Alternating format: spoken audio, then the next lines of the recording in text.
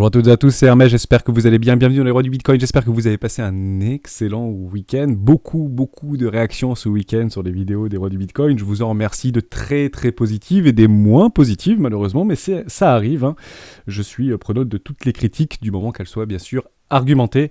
On a plein de choses à dire aujourd'hui, on va parler du Bitcoin, où est-ce qu'on en est, on m'a posé plein de questions, on veut parler de FSN, on veut parler de Omi, de PXP, de Flow, beaucoup de commentaires reviennent par rapport à Casper. On va parler de Casper, parce qu'effectivement ça a la hype, et on va voir si éventuellement on peut se positionner dans ce type de token, d'où on vient, qu'est-ce qu'on veut faire, quelle est un peu l'idée de Casper dans le futur, qu'est-ce que c'est finalement Casper. On va essayer d'y répondre assez succinctement pour tout ce qui est fondamental. Rendez-vous sur les Discord des rois du marché et éventuellement de faire vos propres recherches, bien évidemment. On parlera aussi du total market. Je vous ai parlé d'une petite pattern de retournement en épaule-tête-épaule. Est-ce qu'elle a été confirmée ou pas? Précisément, on en parle maintenant. Mais avant de commencer, je vous invite bien évidemment à rejoindre le Discord des rois du marché. Vous y trouverez à l'intérieur une documentation que je n'ai pas eu le temps de mettre à jour. J'en suis désolé, je vais le faire, promis, cette semaine. Vous y trouverez une petite documentation qui s'appelle une stratégie que j'utilise moi depuis plusieurs années, qui m'offre d'excellents résultats sur le moyen long terme. Je répondrai aussi à un commentaire dans les prochains jours par rapport à mes performances vis-à-vis de cette stratégie, avec grand plaisir de vous le partager évidemment. Donc c'est complètement gratuit, ça fait une dizaine de pages, n'hésitez pas à aller la télécharger, pourquoi pas vous en inspirer pour vous trouver votre propre style de trading ou d'investissement moyen long terme. C'est complètement gratuit, n'hésitez pas à nous rejoindre sur le Discord, un grand merci d'ailleurs, on est plus de 500 maintenant sur le Discord, c'est ouf comme le disait un des membres du Discord. En effet, je partage ton avis, c'est complètement dingue, merci infiniment pour votre fidélité et votre enthousiasme. Également, vous êtes très nombreux à avoir répondu au questionnaire des rois du marché. Merci infiniment. Alors pourquoi ce petit questionnaire? C'est juste pour en apprendre plus en fait sur la communauté. Tout est complètement confidentiel. Je ne récupère ni numéro de téléphone ni adresse mail et pour chaque question posée, vous retrouverez la réponse me concernant. Et notamment Carlos 33 700 et Tweety, je vous ai pas trouvé sur le Discord. Vous répondez au questionnaire mais j'arrive pas à vous retrouver. Donc pour ceux qui ne sont pas passés depuis la semaine dernière en membre confirmé, n'hésitez pas à m'envoyer un petit message privé. Je vous passerai directement en membre confirmé. Bien évidemment, merci à tous. On revient sur le Bitcoin. Il y a un petit gap. On en parlait tout à l'heure avec un membre ce matin, avec un membre du Discord. C'est un gap d'épuisement qui s'est passé en fait ce week-end. On a vu qu'il y avait une forte bougie baissière rouge. C'était pas joli, on avait eu un peu peur. Et d'ailleurs sur le Fig and Green, sur Scalpel Index, on est passé fortement dans la peur. D'accord, j'y reviens avec vous. Je me suis mis en 4 heures. On le voit bien ici. On est passé dans l'extrême peur. On est passé sous les 20, sous le cross des 20. Extrême peur. On n'y était pas allé depuis le 30 septembre 2021, donc ça faisait longtemps quand elle n'était pas venue ici dans l'extrême peur. Bon, est-ce qu'on a éventuellement psychologiquement trouvé un bottom de marché entre guillemets provisoire? Peut-être que oui, mais actuellement le bottom du marché n'est que provisoire. Il faut qu'on le structure et qu'on le confirme avec une structure pour moi en double bottom, en daily minimum pour annuler cette dynamique baissière à court terme. Donc c'est ce que j'attendrai et on va le voir bien évidemment ensemble. Donc on était passé dans l'extrême peur, on remonte doucement, on est revenu un petit peu sur up au niveau du social index. Bon, c'est quand même positif, il faut quand même de la positivité et un petit peu d'euphorie pour faire pumper ce marché, évidemment. Mais comme on le dit souvent dans les rois du Bitcoin, on ne peut malheureusement pas faire gagner tout le monde. Donc concernant ce petit gap CME, donc à nouveau que j'ai noté, novembre 2021, on en a bien sûr beaucoup plus bas, est-ce qu'un jour on viendra les chercher? J'en avais longuement parlé dans une des vidéos, des 20 premières vidéos des rois du Bitcoin, où je suis rentré dans l'hyper détail de la psychologie des marchés. Peut-être que tout ou tard on reviendra sur nos 10 000 $, on n'y est pas du tout, évidemment, la dynamique long terme est totalement bullish. On peut totalement aller voir de nouveaux sommets sur les bitcoins, il n'y a aucun problème avec ça. On a juste un retracement, une correction un peu profonde, mais qui avait été annoncée depuis plusieurs semaines maintenant sur les rois du Bitcoin. Cette fameuse target des 53 000 $. D'accord ? Donc pas de problème, petit gap CME. Bien évidemment, des range traders vont essayer, ou des scalpers, ou des day traders vont essayer de jouer ce gap à la baisse, bien évidemment, mais il est quand même puissant. D'accord, c'est un gap d'épuisement, il n'y a plus assez de vendeurs pour essayer d'écraser ce marché vers le bas, et puis on repart très fort, une jolie bougie haussière, quasiment 6 ou 7% en ce lundi matin. Voilà, donc vigilance, pour l'instant, où est-ce qu'on est sur le Bitcoin? Bon, bah c'est très simple, vous vous rappelez, je vous avais fait une petite pattern, etc., avec une espèce de fractal qui était en train de se reproduire. On peut imaginer qu'il s'est reproduit. J'avais mis ma petite target ici sur les 53 000 $.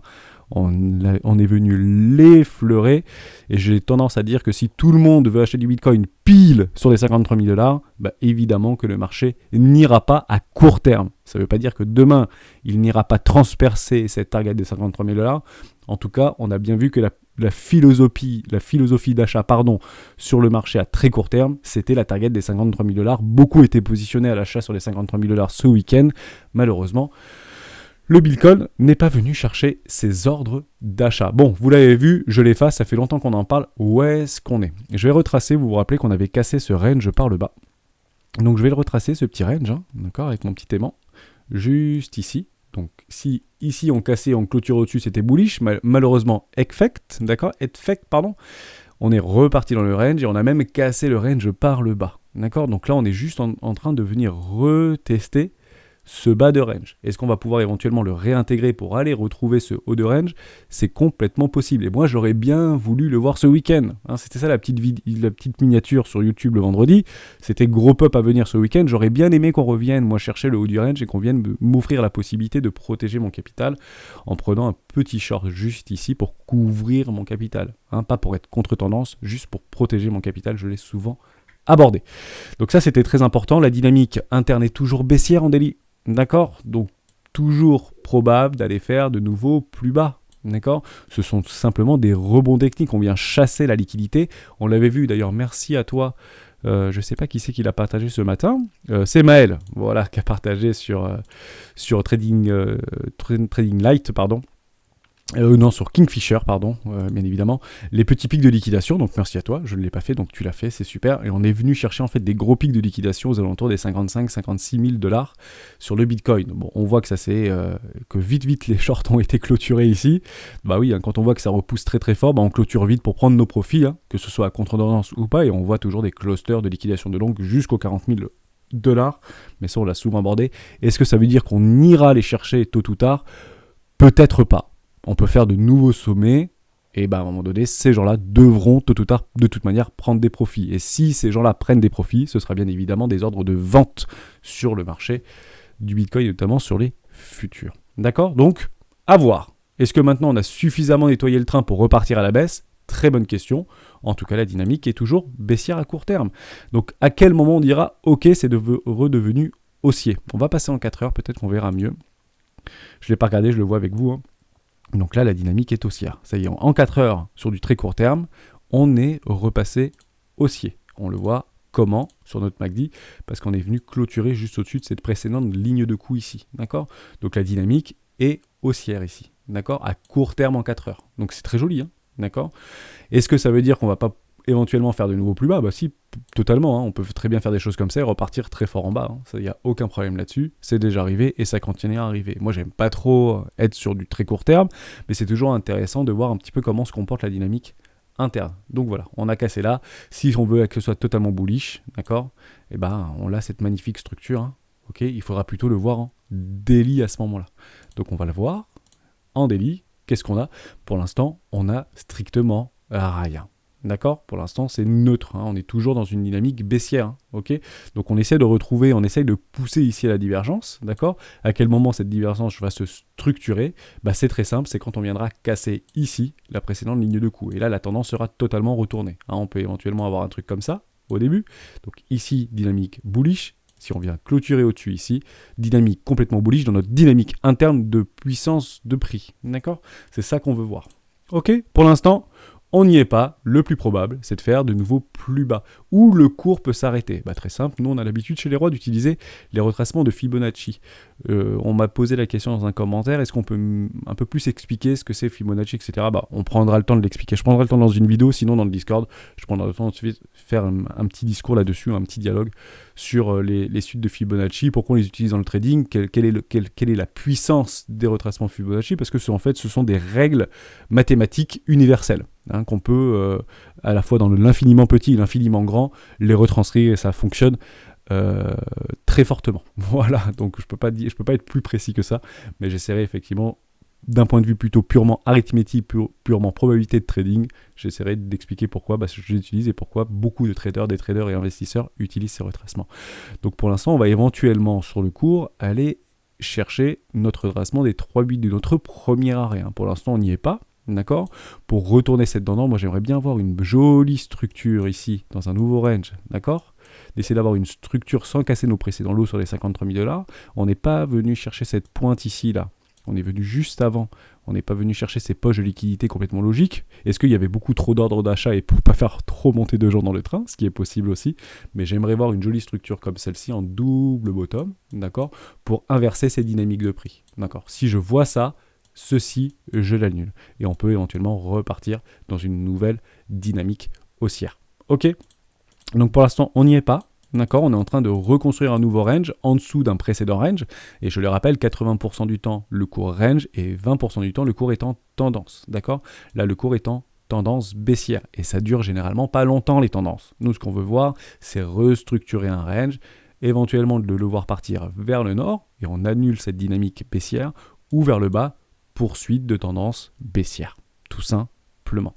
J'avais aussi tracé il y a quelques temps une trendline que vous pouvez retrouver sur une ancienne vidéo, et on est venu pile la taguer, cette trendline. Je vous avais dit, c'était la vidéo de « Là, j'ai peur », par exemple. Et à quel moment j'aurais peur? C'est au moment d'aller venir casser, en fait, cette trendline ici. Je vais repasser. Est-ce qu'en weekly, on la verra mieux? Je ne sais plus quand est-ce que j'avais tracé. Elle était plutôt jolie. Ouais, je l'avais bien prise ici. Hop, juste là.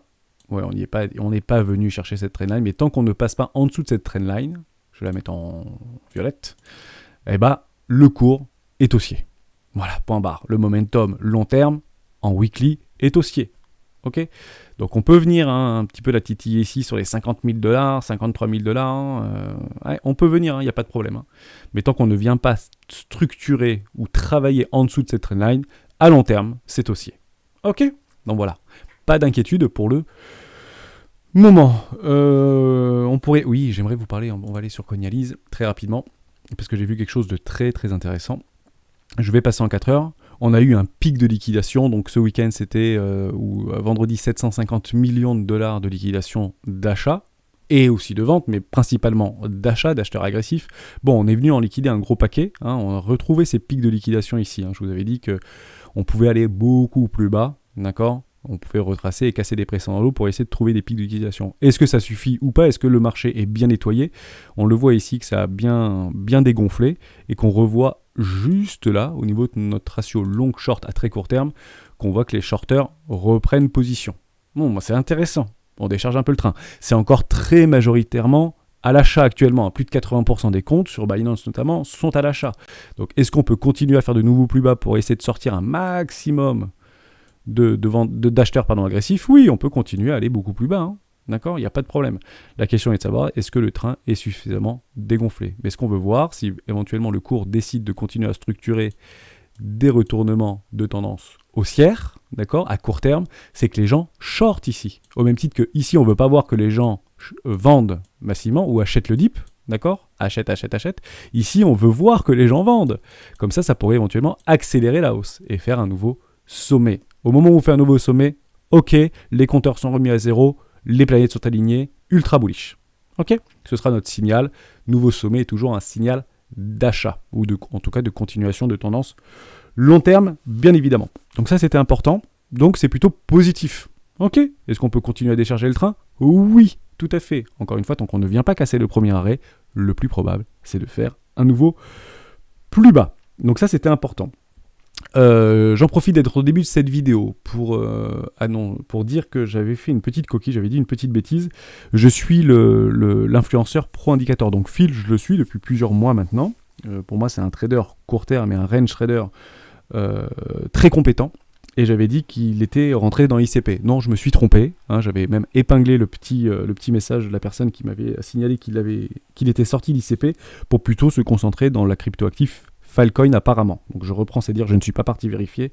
Voilà, donc je m'en excuse. Apparemment, ProIndicateur est sorti de ICP et il a ses raisons. Moi, j'y suis encore, d'accord, parce que j'ai mes propres raisons, mais lui est sorti et j'avais dit une bêtise parce que c'était une top crypto de ProIndicateur. Voilà. Mais à culpa. Mes excuses par rapport à ça. On voulait qu'on parle de Casper. Eh bien, on va parler de Casper. Très intéressant, Casper. Super. On y va. CRSP, c'est comme ça, je crois? Non, je sais plus. Je l'avais noté quelque part. Casper, c'est SPR. Hein. C'est SPR, pardon, USD. Est-ce que c'est intéressant ou pas de rentrer dans Casper? C'est un peu l'hype, Casper, en ce moment. On va essayer de trouver un petit peu d'historique. Bon, on voit que ça décharge beaucoup. Pourquoi ça décharge beaucoup ici? C'est quand même bizarre. Nous, on aime bien chez les rois voir ce type de choses quand ça décharge fortement ou quand les grosses baleines prennent des profits. Premièrement, l'ICO s'est fait à 0,3 centimes de dollar. D'accord? Actuellement, on est à 20 centimes de dollars.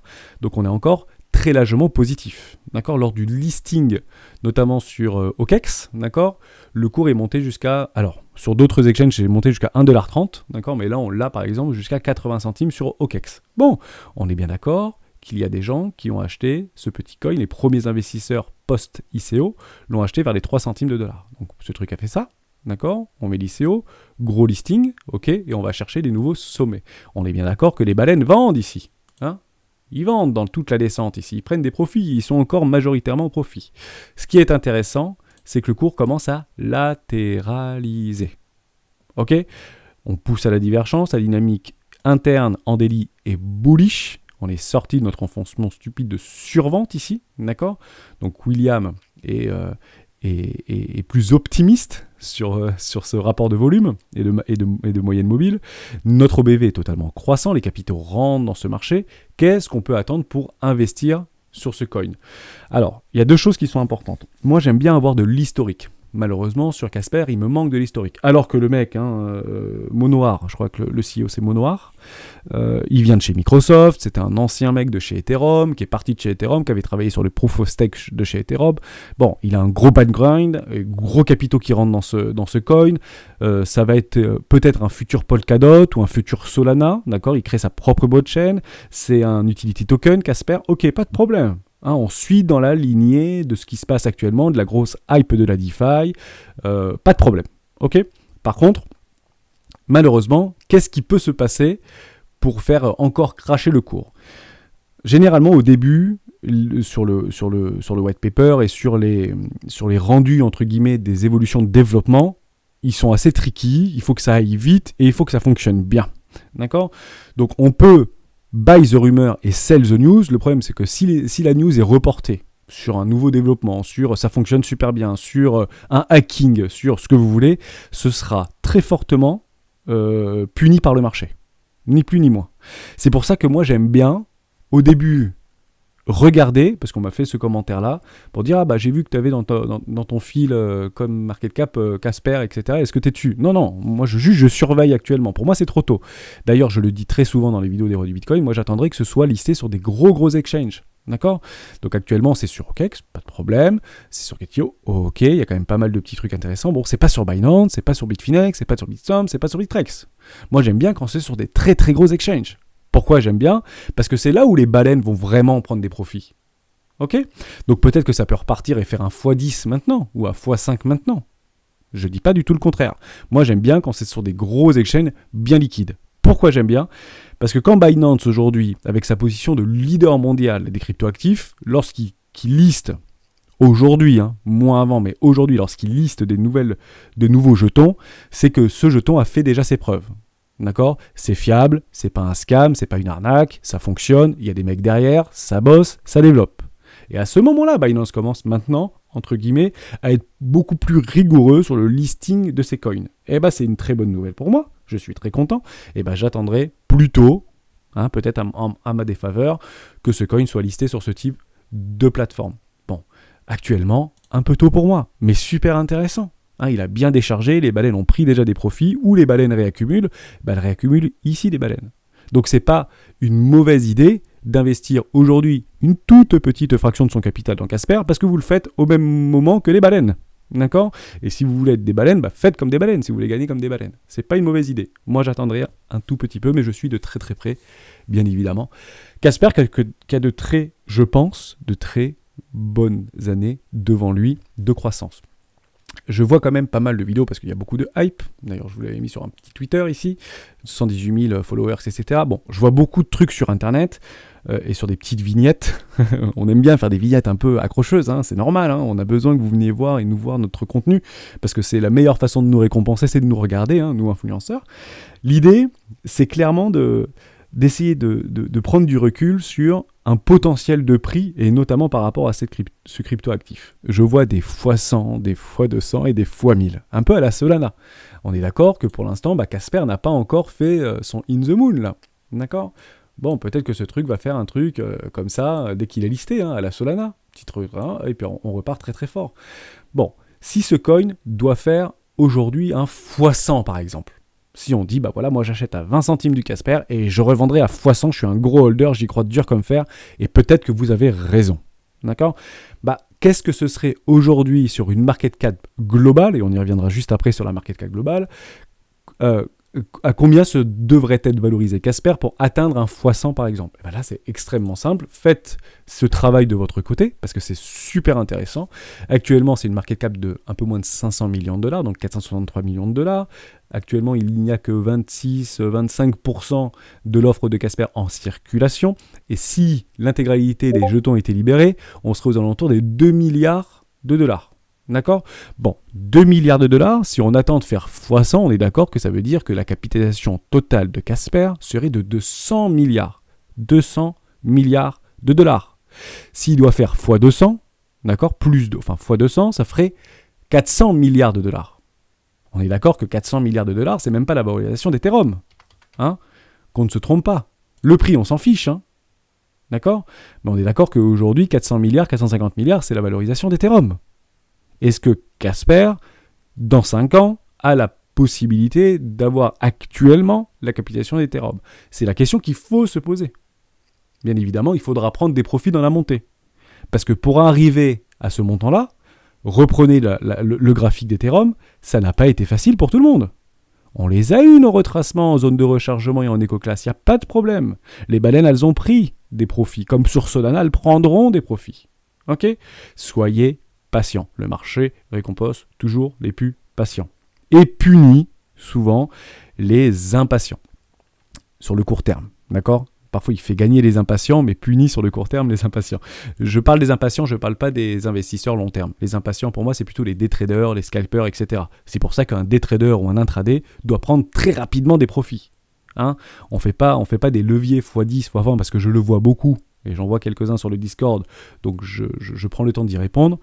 Vous pouvez, évidemment, si votre style de training et votre plan d'investissement sur le long terme, c'est de dire, moi je prends du suivi de tendance ou je suis un scalper et je sais exactement ce que je fais, donc je peux prendre du levier x10, oui, mais un scalper prend des profits en scalping, c'est très rapide, les profits, d'accord ? Parce que souvent le cours va vous donner raison, vous allez voir votre petit portefeuille monter, en plus vous êtes en levier, donc vous allez voir vraiment monter, vous allez dire, mais c'est incroyable ce truc, et puis derrière vous allez vous faire punir assez violemment. Ok ? Donc attention à ça, si vous êtes court terme, prenez très rapidement des profits. Évidemment. Voilà pour ça. Donc ATH sur Casper, à peu près 1,30$. ICO, 0,3 centimes. Actuellement, on est à 20 centimes. Est-ce que c'est une mauvaise idée d'acheter maintenant ? Non, on est parfaitement en zone de rechargement d'achat première classe sur Casper. Malheureusement, un peu trop tôt pour moi. Je préfère voir un petit peu le déroulement de ce qui va se passer. Pourquoi ? Moi, dans une précédente vidéo, je fais un petit laïus. Je dis pourquoi Hermès il attend ? Et je parle de moi à la troisième personne. Oui, c'est un tic de langage. D'accord ? Ça m'arrive de parler comme ça quand je pars un peu dans les histoires. Ça peut être mal perçu ou ça peut faire mal un peu aux oreilles. Non, je vais éviter de le faire si c'est quelque chose de dérangeant. Si ça vous dérange, je vais parler de moi. Il n'y a pas de problème. Et non pas Hermès fait. Il n'y a pas de souci. C'est parce qu'on m'avait dit que c'était louche un peu. Non, c'est pas louche. Ne vous inquiétez pas. Je parle de moi. Donc je serai patient sur Casper, je préfère voir une évolution notamment du développement. Est-ce que Casper respecte ses délais d'engagement, respecte ses délais de développement, et est-ce que c'est safe ? Actuellement c'est le début, vous serez les premiers arrivés quoi. Et heureusement pour vous, vous n'êtes pas arrivés à 70 ou 80 centimes. J'espère que vous ne faites pas partie de cette petite hype là du début pour dire que le truc il est listé, vite, je buy, j'achète, ce truc va partir dans les airs. Alors, soyez patient, pas de problème, on attend que ça déroule. Voilà, moi je ne prendrai pas tout de suite du Casper. J'attendrai que ce soit listé sur des très très gros Z-chains, parce que ce truc peut disparaître comme il est arrivé. Je ne le souhaite pas et je ne le pense pas. Mais c'est possible. D'accord ? Toutes les éventualités sont possibles. On devait parler de plein de choses. Oui, je reviens juste, très important, sur la petite pattern qu'on avait vue ensemble. Je vous l'avais présenté, je crois, samedi ou dimanche. Donc on va y revenir, c'est très très intéressant sur le market cap total. On y va. Tout de suite, on y retourne. Et on m'a dit, je vais passer en daily. Oui, la pattern que tu as présentée, on me l'a demandé. Quand est-ce qu'elle est confirmée ? Est-ce qu'elle est confirmée ? Est-ce qu'elle peut confirmer ? Non, je vous l'avais bien dit. Il faut vraiment qu'elle clôture, et je vais zoomer très fortement. Tant qu'on ne vient pas clôturer sous cette précédente trendline ici, cette pattern n'est pas confirmée. Et vous voyez où est-ce que ça a clôturé ? C'est quand même assez impressionnant l'histoire. D'ailleurs, elle était mal tracée ce truc-là, mais c'est pas grave. Elle a clôturé à quelques fractions de pourcentage au-dessus. Donc cette pattern n'est pas confirmée. D'accord ? Cette pattern aurait été confirmée si on avait clôturé juste ici, là. D'accord ? On a clôturé juste au-dessus.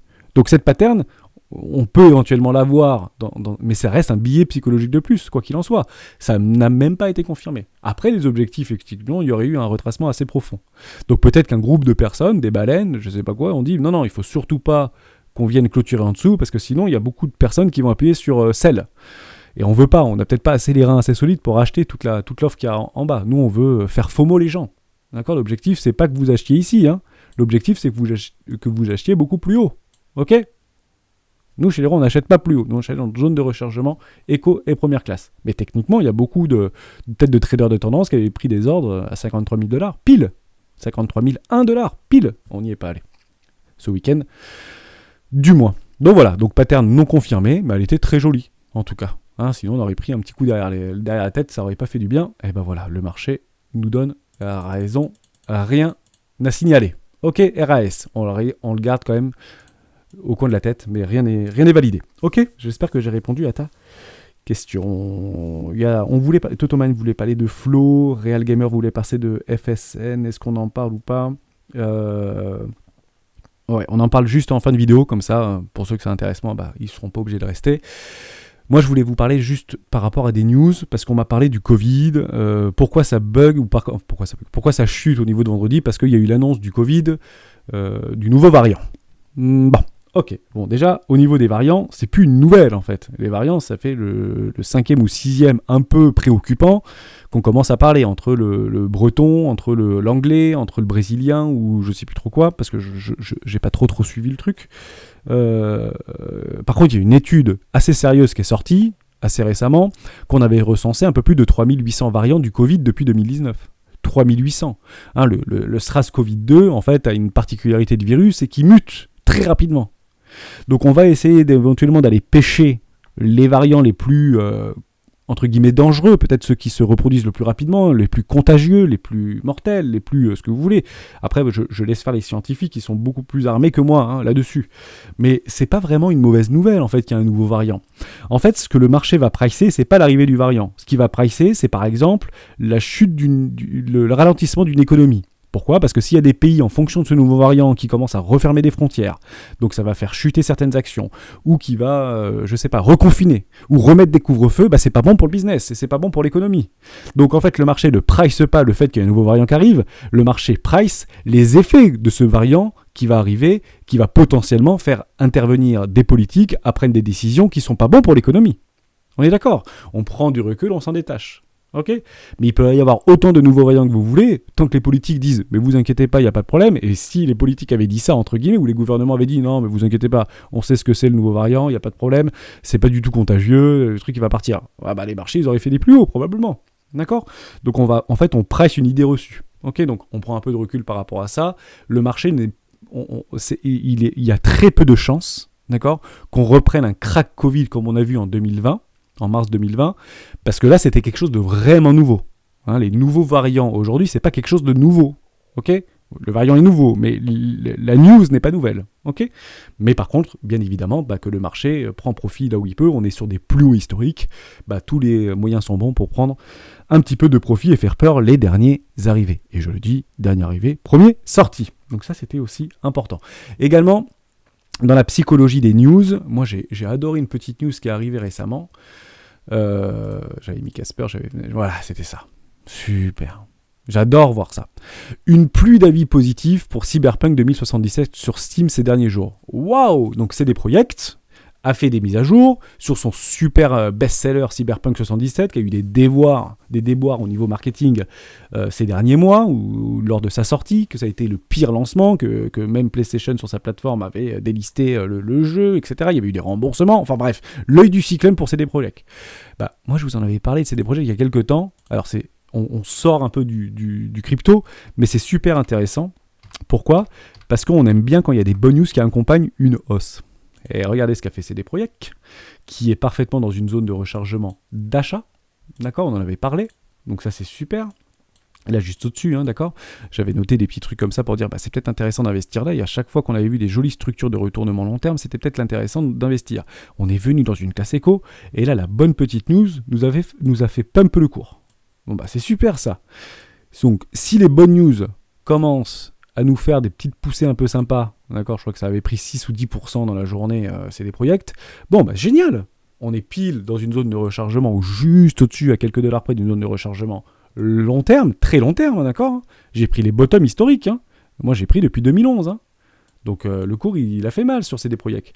Donc moi j'ai pris des petits ordres là-dessus.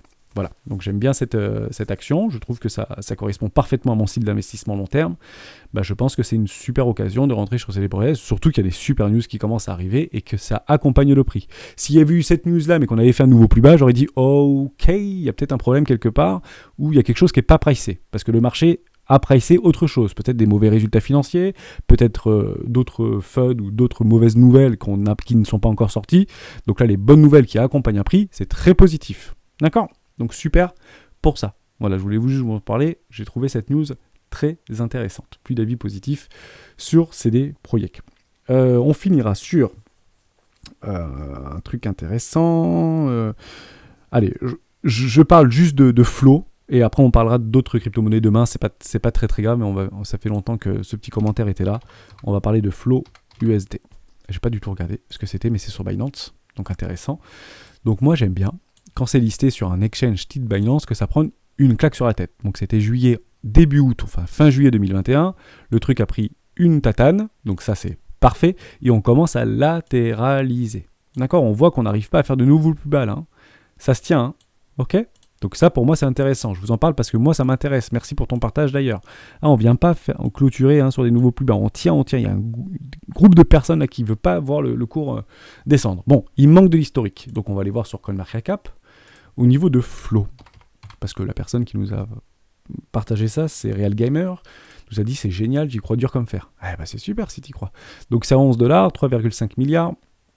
On n'est pas encore totalement dilué, ça veut dire que ça pèserait 15 milliards de dollars si l'intégralité des tokens était délivrée.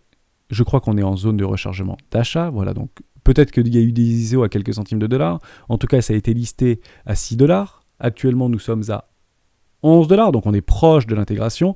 Les baleines ont déjà pris des profits jusqu'aux 34$, 32$, d'accord ? On repasse dans une zone de rechargement, on ne vient pas casser nos précédents lots, la valeur se déplace bien vers le haut. Les dernières entrées, premières sorties, ici les baleines accumulent, d'accord, sur les 12$ là. Et on ne fait pas de nouveau plus bas. Ça vient d'être listé sur Binance. Donc moi, je vais attendre un petit peu, dès que j'ai ma structure, ok, je mets une pièce dans Flow.